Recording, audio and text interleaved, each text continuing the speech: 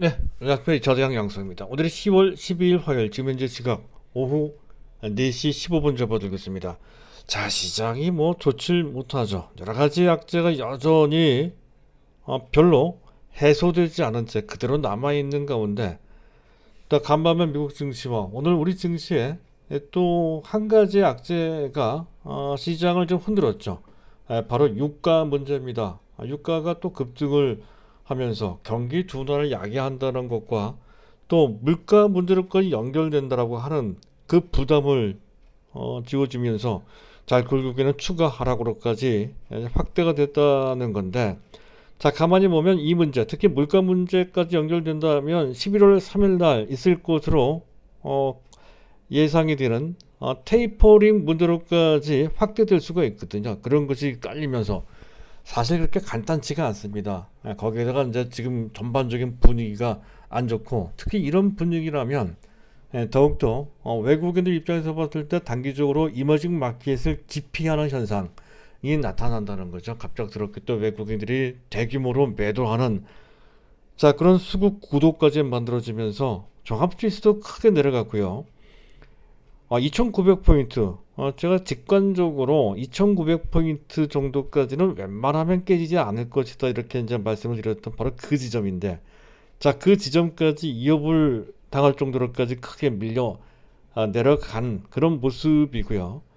그리고 종목 구성 차원에서 봤을 때, 자, 우리 시장 대표 종목입니다. 이 삼성전자가 단지 4분기 실적이 좀 둔화될 수 있다는 것을 이유로 해서 7만 원대가 깨지고 말았죠. 결국에는 7만 전자도 지키지 못해서 6만 전자가 됐다는 건데요. 과도하게 빠지는 그런 모습이 나왔습니다. 해서 그런 상황까지 겹쳐지면서 분위기가 상당히 안 좋다라고 하는 건데, 일단 종합지수로 봤을 때는 현재 2800까지도 생각은 해놔야 될 것 같습니다. 삼성전자도 추가적인 약세가 나올 수 있다는 거. 차트로 봤을 때에는 답이 잘 안 나오는데요. 감각적으로 봤을 때에는 대략적으로 6만 3, 4천 원 정도 수준까지, 지금 현재 가격에서 약 10% 정도 더 내려갈 수 있다 하는 그런 정도까지는 각오를 좀 해놔야 될 정도로까지 현재 상황은 일단 우리 시장한테 불리하게 진행되고 있다라고 어느 정도는 인정하고 각오를 해야 될 것 같습니다. 그렇다고 해서 F4라고 제가 말씀드리고 있는 삼성전자, 또 네이버, 삼성 바이오로직스, 그리고 SKC, 이들 종목을 그런 상황 속에서 위험 관리 차원에 매도를 한다든가 그럴 필요는 전혀 없다는 것이죠. 다만 그들 종목을 재매수하거나 신규 매수할 때에는 그 타이밍을 서두를 필요 없다 하는 점을 말씀드리고자 하는 것이고요. 어쨌든 뭐 현재 상황이 상당히 어려우실 텐데, 그래도 무조건 아이들 종목은 원래 취지대로 장기적으로 투자한다는 개념으로 계속 들고 가야 됩니다. 어디 안 간다는 것이죠.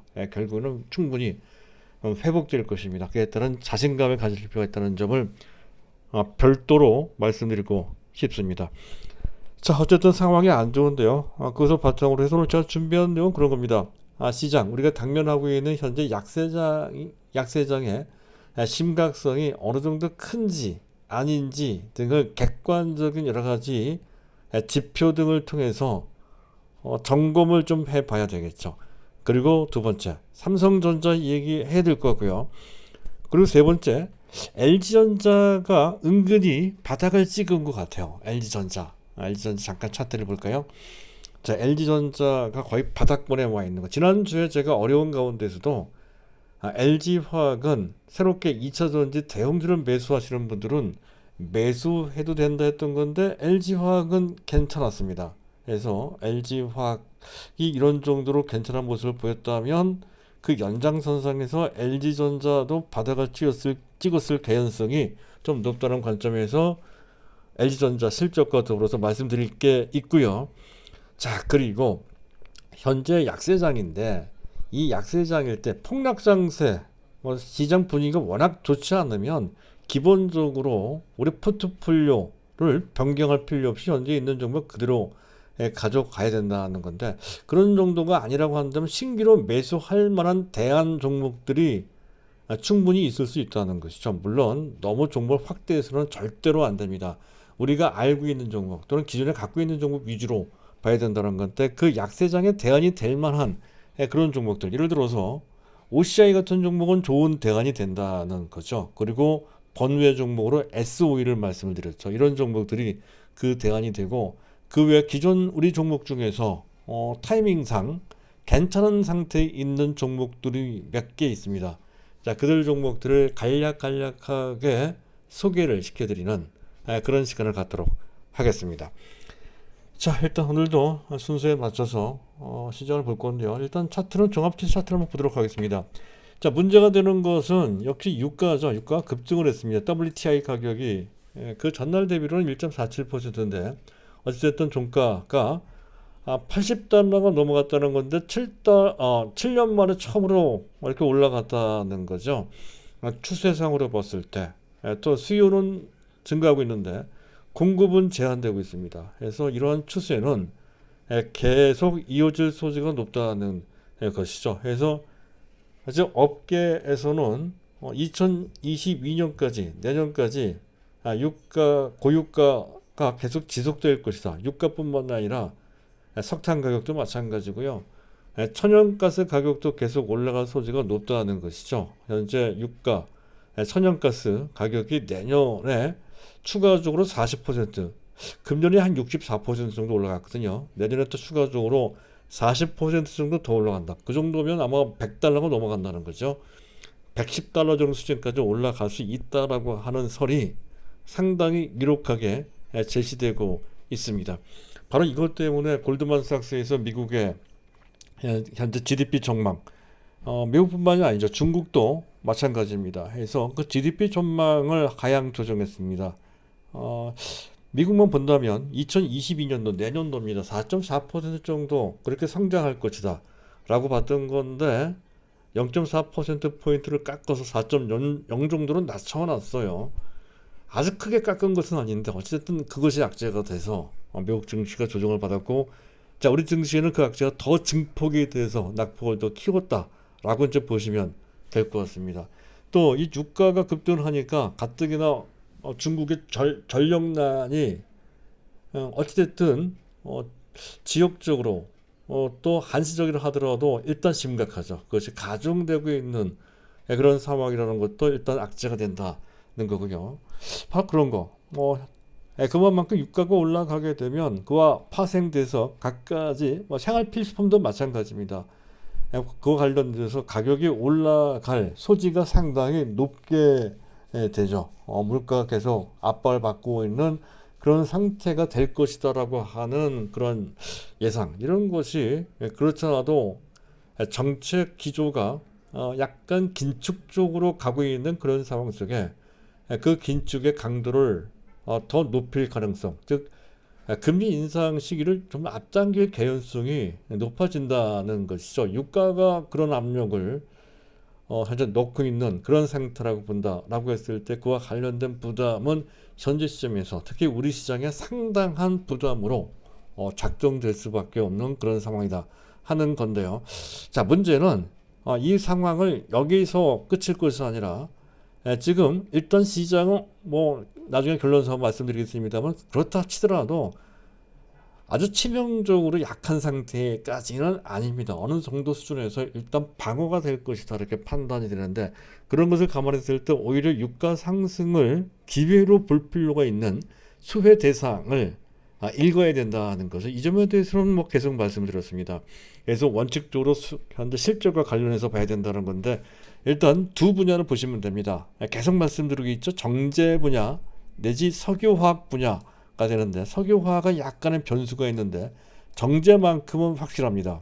현재 싱가포르 복합 정제 마진이 현재 5.2달러 정도 수준까지 올라갔습니다. 근데 유가가 70달러, 80달러 이상 되게 되면 그 이상 올라간다는 것이죠. 과거의 예를 보면 리터당 거의 지금 아마도 10달러 정도 이상으로 과거 12달러까지 올라간 적도 있었습니다. 그 정도 수준까지 치솟아 올라갈 소지가 높다는 것이죠. 정제 마진이 5.2달러 정도 수준에서도 S-오일이 이런 정도로 부각되고 있는 상황이다 했을 때 정제 마진이 더 좋아지게 되는 경우에는 여기서 그치지 않을 것 같습니다. 과거의 주가 15만 원 정도까지도 기대해 볼 수 있다는 그런 관점으로 해당 수혜 대상을 볼 필요가 있다는 거죠. 그리고 LG화학도 석유화학, 기초 유분이라고 하는 에틸렌, 프로필렌, 부타디엔 이런 것에 대한 마진, 스프레드라고 하죠. 이런 것도 좋아질 소지가 상당히 높다는 거죠. 그래서 S-오일, LG화학을 보시면 되고 또 신재생 에너지도 좀 폴리실리콘 가격이 관심을 좀 받고 있죠. 폴리실리콘 가격이 최근 고공행진을 하고 있는데요. 자, 그 흐름이 꺾이지 않을 정도가 아니라 더 올라갈 것 같습니다. 그렇다고 한다면 OCI도 계속 좋아질 소지가 높다라고 하는 관점이죠. 그래서 OCI도 대상이 되는 것이죠. OCI. 그렇지 않아도 지난주 한 주 동안 OCI가 크게 조정을 받아서 맥점에 와 있다 하는 것으로 설명을 드린 바 있습니다. 이때가 이제 매수할 기회가 된다는 것이죠. 자, 여기까지.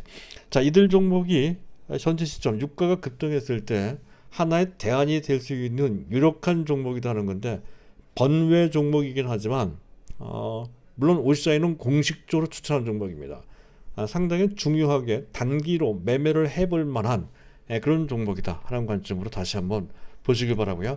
자, 오늘 금통위원회에서 금리 동결을 했죠. 어쩔 수 없습니다. 연거푸 금리 인상을 할 수가 없죠. 당연한 거고요. 자, 삼성전자가 6만전자가 깨졌습니다. 4분기 실적 둔화.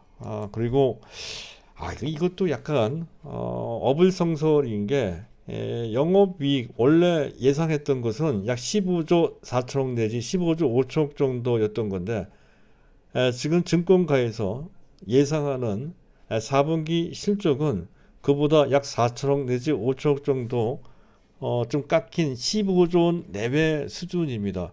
크게 깎인 게 아니죠. 아주 미약한 정도 수준의 그런 정도의 조정인데 주가는 또 상당히 많이 무려 3.5%나 한자 내려갔습니다. 어쨌든 4분기 실적 근데 4분기뿐만이 아니라는 얘기가 나오고 있습니다. 2022년도 최소한 상반기까지는 반도체 디램 특히 낸드가 좋지 않다는 얘기가 나오고 있죠. 공급은 늘고 있는데 오히려 수요가 지금 약간 차질이 생기고 있단 말이죠. 반도체 쇼티지 현상과도 관련이 돼 있습니다. 그런 것 때문에 그렇게 지금 외국인들 빠져나가고 국내 기관들도 삼성전자에 대한 목표 주가를 하향 조정하는 등 전반적인 분위기가 안 좋게 되는 배경이 됐다는 건데요. 그런데 저는 이렇게 봅니다.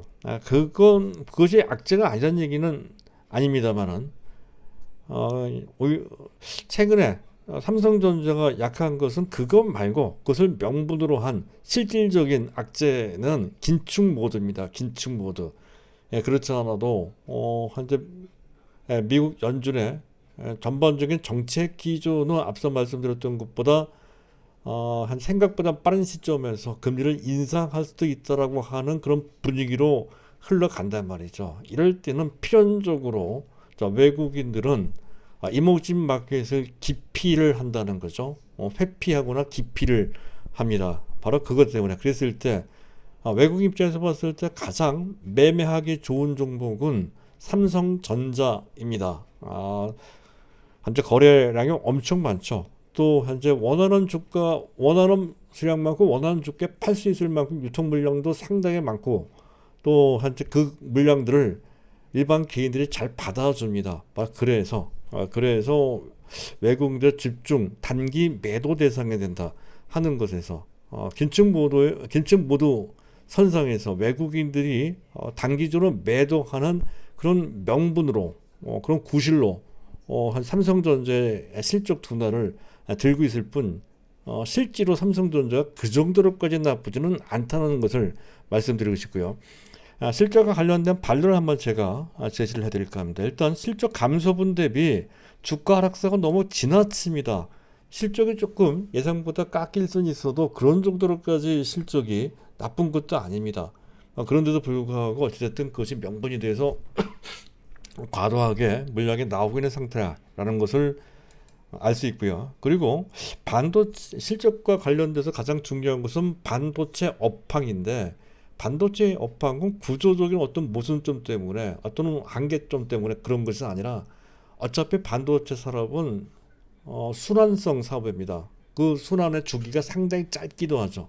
그 전에는 2, 3년 정도 주기였던 건데 지금 1, 2년 정도로 상당히 그 주기가 짧아졌습니다. 그래서 최근 한 1년 동안 실적이 반도체 가격이 안 좋다 하더라도 또 반년이나 1년 정도 지나면 다시 또 호황기가 온다는 것이거든요. 내년 상반기까지 안 좋다 하더라도 상황에 들어서는 충분히 2분기, 하반기 때부터 어, 눈으로 확인할 수 있을 정도로 상당히 좋아질 개연성도 상당히 높습니다. 그런 측면. 어차피 순환성이기 때문에 쪽 반도체 상황이 좀 나쁘다고 해서 전철 싸잡아 뭔가 잘못됐다 이렇게 봐서는 안 된다는 것이고요.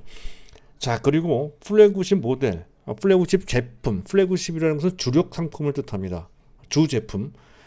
플래그십 제품이 지금은 DDR4 8기가비트짜리란 말이죠. 근데 지금 오늘 아침에 신문에 보도가 되었듯이 EUV 극자에서 노광 공정에 적용된 14나노급 세계 최선단 반도체급이죠. 14나노급 DDR5 양산 체제로 들어섰습니다. 그래서 내년부터는 물론 초기 단계 얘기를 하겠습니다만 DDR5가 공급되게 되면 플래그십 제품이 바뀌게 되는 거죠. 그에 따른 새로운 수요가 창출된다는 것은 너무나 명약관하고요.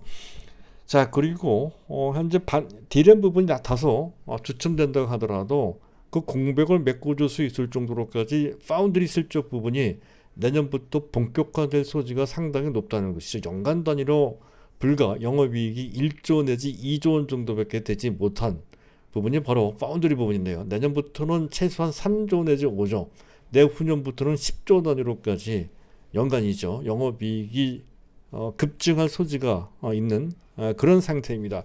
그래서 약간의 시차가 있다 하더라도 어쨌든 이 반도체 D램 부분의 실적 공백을 파운드리가 여하히 잘 메꿔줄 수 있는 가능성이 크다는 것이 그렇고요.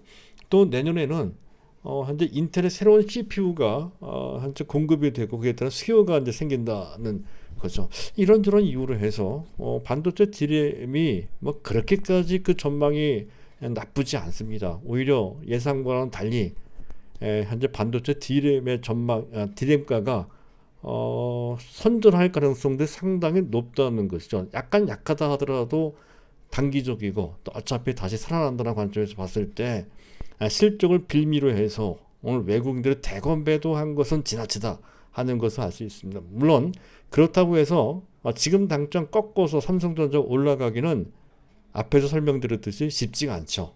테이퍼링 문제, 긴축 모드에 접어들었기 때문에 그렇습니다. 그래서 그 부분은 감안을 하되 지금 당장 꺾어서 올라가기는 쉽지 않다 하는 관점으로 해서 어차피 장기 종목이니까 묻어놓고 간다 하는 심정으로 보시면 될 것 같습니다. 자, 그리고 이제 LG전자인데요. LG전자는 LG화학만큼 차트상으로 LG화학의 차트는 한눈에 보더라도 바닥을 찍은 것이 보기 좋게 확인이 되는 반면에 LG전자는 아직 그런 모습이 아직 안 나왔죠. 아직은 내림선상에서 아직 벗어나지 못한 그런 상태인데 하지만 실적만 보면 바닥을 찍은 것으로 그렇게 판단이 됩니다. 일단 지난 3분기 잠정 실적을 보게 되면 매출은 18조 7,845억. 굉장한데요. 작년 동기 대비 22%. 이 정도면 서프라이즈 수준입니다. 아마도 GM의 볼트 리콜만 아니었으면 지난 분기에 어닝 서프라이즈 그 분위기를 이어받았을 것 같은데, 자, 영업이익을 보겠습니다. 5,407억 원인데요. 완전 반토막이죠. 49.6%로 작년 동기 대비 반토막이 됐습니다. 그게 아니라면 지난 분기와 큰 차이가 나지 않는다는 거죠. 이렇게 반토막이 된 이유는 바로 GM 볼트 전기차죠. 그 리콜 때문에 총 7월달, 8월달 이 양월에 걸쳐서 약 14만 7천 대 정도가 리콜됐다고 하죠. 그 리콜된 것을 GM, LG화학 그리고 LG전자, 그중 LG전자가 책임져야 될 그런 비용 부담이 제일 컸던 것 같습니다. 바로 이것 때문에 LG전자가 안 좋았던 것이죠. 해서 거의 5천억 이상을 LG전자가 부담을 한 것 같습니다. 그런데도 불구하고 일단 그것이 악재고 그 악재가 어느 정도 반영되는데 그럼에도 불구하고 아직은 LG전자가 올라가지 못한 이유는 아직 추가적인 어떤 리콜 등 그와 관련된 부담이 혹시 남아있지 않을까라고 해서 그런 것 같습니다. 하지만 확률상으로 봤을 때 그럴 소지는 크지 않다는 것이죠. 현재 일단 일회성으로 단시적으로 충당금 부담을 현재 아는 것이다 라고 이제 볼 수가 있습니다. 이제 그렇다고 한다면 그 악재는 이미 반영된 것이다. 진배가 없죠. 그리고 한 가지 뭐 다소 지적되는 악재가 있다고 한다면 전장 부분, 전자 부품 부분이죠. 전장 부분이 여태까지 계속 적자 상태, 기대는 컸지만 수년간 계속 적자를 보면서 애물단지 역할을 했던 이 전장 부분이 사실은 지난 2분기 때부터 3분기 거쳐 내년에 가게 되면 본격적으로 흑자 기조에 접어들 것이다. 이렇게 기대를 했던 건데요. 아직까지도 적자 상태를 면치 못한 것으로 보인다는 것이죠. 내년에서나 간신히 흑자로 반전될 것이다. 이렇게 이제 본다는 건데, 그 전망에 약간의 하자가 생겼을지라도 하지만 이 부분과 관련된 긍정적인 전망은 여전히 유효하죠. 시장 자체가 워낙 발전적인 데다가 그리고 캐나다의 마그나사와 합작한 이 파워트레인이 내년부터 본격적인 수주에 들어가거든요. 이미 수주받은 규모만 하도 60조 원 정도 되는 데다가 또 새롭게 합작법인을 만든 이 파워트레인에서 또 본격적으로 수주를 하게 되면 그들은 수주가 훨씬 더 활성화된다는 거죠. 매출로도 연결이 되겠죠. 매출로 연결되는 또 수준에 와 있기도 하고요. 그래서 내년부터는 흑자 전환이 될 것 같고 내후년부터 본격적인 흑자 기조에 접어들 것으로 그렇게 판단이 됩니다. 물론 확인을 해봐야 되겠지만 주가는 확인되기 전 미리 움직이니까 타이밍상으로 봤을 때 지금 현재가 나쁘지 않은 것으로 그렇게 판단이 됩니다. 현재 주가가 12만 4천 원이거든요. 이 정도면 굉장히 매력적인 주가다. 그렇게 판단이 돼서 하나의 대안이 될 것이다. 이렇게 판단이 되고요. 자, 그리고 실적 내용으로 봤을 때 아몰레드 TV 있죠. 그게 상당히 그 판매 호조를 일으킨 것으로 외형이 크게 신장한 것에는 아몰레드 TV가 상당히 큰 역할을 한 것으로 그렇게 판단이 됩니다. 아몰레드 TV가 아몰레드 TV와 관련돼서 그와 관련된 종목들 소재 업체들도 한번 연구를 좀 해볼 필요가 있겠는데 일단 지금 너무 복잡하게 나가서는 곤란하니까 대표성 있는 좀 한 종목을 고른다라고 했을 때는 아몰레드 TV 완제품을 만드는 LG전자에 우선 초점을 맞춰 놓는 게 순서일 것 같아서 일단 LG전자를 보는 게 좋을 것 같고요. 자, 갖고 계신 분들이야 여태까지 어려웠지만 뭐 여태까지 참아왔듯이 당연히 그대로 참아야 된다 하는 관점이고 매수한다면 지금 매수 하시는 게 좋을 것 같습니다. 물론 지수가 폭락하는 장세가 나온다면 서둘러서 매수할 필요가 전혀 없죠. 지수가 어느 정도 안정을 취한다 라고 했을 때는 타이밍이 좋다 이렇게 이제 말씀드릴 수 있는 상황이라는 것이고요. 자, 일단 이제 삼성전자, LG전자 얘기는 거기까지만 하고 시장을 점검해 보도록 하죠. 자, 일단 지금 미국채 10년물 국채 금리가 1.6%대까지 올라갔어요. 속도가 문제인 것이죠. 그리고 절대 수준으로 봤을 때 1.7, 1.7이 얼마 안 남았네요. 1.8. 이거 이상으로 넘어가면 좀 골치 아파질 수가 있습니다. 어쨌든 이 속도가 우선 문제가 된다는 거고 위치도 좀 높아졌습니다. 그래서 그것과 관련된 부담이 있다는 것을 일단 인식을 하고 있어야 될 것 같고요. 자, 그리고 달러 인덱스 94.37 급등은 하지는 않았습니다. 원달러 한전 1198원, 전일 대비 약 4원 20전 정도 올라가서 1200원 정도 수준으로 바싹 올라가 있다는 건데 현재 보고 계신 차트는 원달러 오른쪽 하단에 있는 차트입니다. 원달러 환율이 현재 심리적인 저항선인 1200원 정도 수준에 맞닿아 있다는 것이죠. 이것을 뚫고 올라가는 모습은 현재 환율로 봤을 때는 다소 좋지 않은 모습입니다. 그만큼 우리 시장에서 달러가 빠져나간다는 거죠. 원화 가치는 떨어지고요. 근데 동전의 양면이 있어요. 아직 그것을 실적으로 치환시켜서 보기는 어려우나 시장이 안정되는 대로 일단 원화가 달러 대비 좀 약하게 되면 수출 관련주 가장 대표적인 업종은 자동차, 두 번째는 IT입니다. 자동차면 현대차, IT면 삼성전자가 되어 있죠. 이에 들어서 상당분 아마 삼성전자 기준으로 봤을 때에는 분기당 6천억 원 내지 많게는 1조 원 정도의 환차익이 생기는 소지가 좀 있습니다. 그런 것을 약간 감안할 필요는 있다는 거죠. 시장이 반전되면 오히려 이 환율은 상당히 도움이 된다는 측면으로 양쪽을 다 보시면 될 것 같습니다. 일단 거기까지 말씀드리도록 하고요. 자, 그리고 주변 증시를 보게 되면 지금 나스닥 선물도 안 좋고요. 일본 증시 0.9 전반적으로 안 좋긴 합니다. 하지만 나스닥 선물이 예측력은 그렇게 높은 것이 아니죠. 뚜껑 열어봐야 됩니다. 만약에 나스닥 선물대로 미국 증시가 안 좋으면 결국 내일은 우리 증시도 2,900포인트가 깨질 것 같아요. 근데 거기까지 각오를 해야 된다는 것이죠. 자, 그리고 오늘 수급을 보게 되면 현재 외국인이 집중 매도한 것을 알 수가 있습니다. 8,200억 원이나 매도를 했다는 거죠. 잠깐 테이블만 보도록 하겠습니다. 외국인들의 매도가 상당히 큽니다. 자, 기관들 매도는 그렇게 크지 않죠. 1,997억 해서 이 두 주체의 매도 규모가 근 1조 정도 되고요. 1조 정도의 매물을 일반 개인들, 이른바 동학개미가 잡아줬다는 건데 뭐 이것이 아주 특별한 것은 아니죠. 금년으로 2조 넘게 사고 팔고 한 그 날이 열대 번이나 있었습니다. 해서 이건 특별히 한제 과도하게 매도를 했다든가 그 물량을 일반 개인들이 다 받아줬다든가 하는 개념으로 볼 필요까지는 없지만 어찌됐든 일단 외국인들이 대규모 매도한 것은 일단 부담은 부담이다 하는 건데요. 잠깐 차트를 한번 보시도록 하죠.